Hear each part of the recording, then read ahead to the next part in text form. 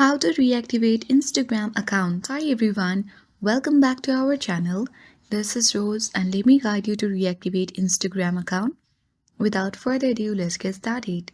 Open Instagram app on your device and make sure that you have been on the login page. Now on this page, you simply need to enter the credentials of the account which you have deactivated.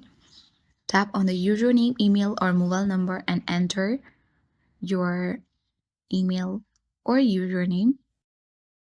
Enter the password on the section and tap on login button.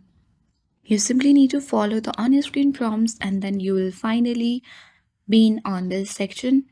That means you have already reactivated your Instagram account which you have deactivated earlier. So that's all for today. I hope this guide was helpful.